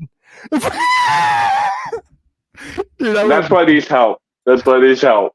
I love the fuck out of you. It's just, the thing is I make fun of people because my sense of humor, the way I feel, is if I don't include you, I don't love you. Bro, you got to laugh at yourself a little bit. And I have no problem with jokes as long as you know where the line is. You know what I mean? I don't even care if people make, like, we're friends. If I know we're friends, you can joke about pretty much anything. I've had people call me a gimp because of my free. And yep, damn right. See, I love a good roast because if you ever get a chance, guys, and I really want to sign up for this, Kill Tony. Me too. Ever watch Kill Tony? I think. It's this guy, Tony Hinchcliffe. He's a very big name comedian. He's friends with like Joe Rogan and shit. He will have this panel of guests and he will have comedians sign up beforehand. It's like an open mic. And you go out and do a minute in front of like all these famous people. And then they would roast you and then you roast back and forth. Yeah, I've seen that. That's where they had the kid who was like 40, but he looked 12. Yeah. Yeah, that was a great bit. By the way, Charleroi Market House. I got to mention that. Charleroi Market House, Charleroi, Pennsylvania. Start time is 6 p.m. Tickets $20. Come see my beautiful mug. Kick him in the teeth. Go ahead. You continue. All right. Well, one of my favorite jokes on Kill Tony, and it might be wrong of me to say it, but I know you're not going to get offended by it. But it's this guy. He is very autistic. And this is me quoting him. This isn't me saying it. He said, I'm not retarded, but I like rocks. Probably, and again, I'm not a fan of that word. I don't like that word. But again, when it comes to stand-up, we have to have the freedom to tell the jokes the best way we can. Christopher Titus has a great bit where he's like, a buddy of mine has cerebral palsy, and he's all like this. He's smart, but he's all... And they went to a restaurant, and the waitress comes over, takes my friend's order, takes my order, and then looks at him and goes, what will he be having? And I saw the hate in his eyes, and I immediately thought, you don't deserve better parking. You're an evil prick. And instead of going, no, man, I can handle it myself, he turned it up to 11 and went, oh, boobies, you'll do, thank you.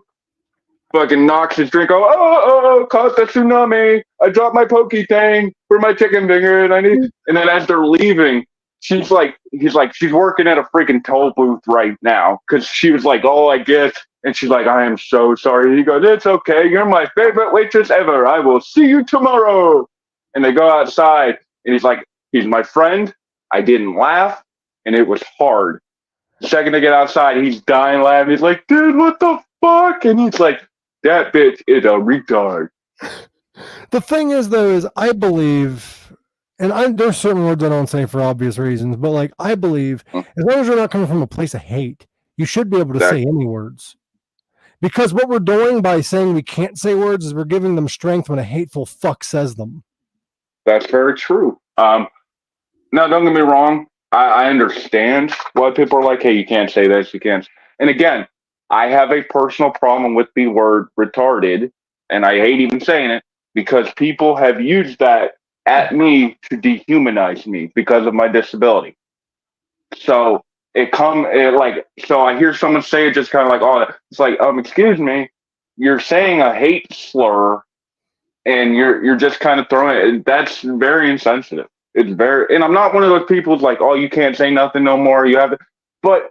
Can we all just accept the fact that if these words have been used to dehumanize people, more than likely they should kind of be off limits? Yeah. Not saying comics can't say them or whatever, but the point being is like, if you really want to treat people right, recognize what they've been through with their struggles. That's all I'm saying. I get what you're saying. The only way that I ever say it is when I'm obviously quoting somebody. Yeah. Like I said, I just said it like 3 times, quoting Christopher Titus. Or if I am describing the illness. Because it's because MR. Yeah. I think now they've even edited it to where it's physical or mentally challenged. You're not supposed to. The technical term isn't that anymore. I wasn't sure because I know I have a friend that her child is MR, is what they used to call it. And I haven't talked to them in years, but 4 years ago, they still called it that. They might have changed it recently. Or I'm grandfathered in. Yeah. Man, what a way for this podcast to go, dude. We've almost gone 2 hours. Thank you for everybody who's listening. This has been a great conversation just here, there, and everywhere about all this crazy crap. I love it. The gesture of comedy, the main effing man, we kicking it the only way we know how, and that is real 100% motherfuckers, and that's with a PH. And tomorrow we are going to be going live. I don't know if you're able to join, but Pink Sock Podcast will be live. And I plan on it. As far as I know, we have Seed Squatch stopping by to say hi. He is a musician. Is he any relation to the wrestler Sam Squatch? Because I have wrestled a Sasquatch in the ring. I'll send you that match. It's on YouTube. Probably distant cousins. But we're going to get off of here. We will be back tomorrow at 9 p.m. Same time, same place. I love you guys. And as always, live long, rock hard, much love. All hail the black sheep.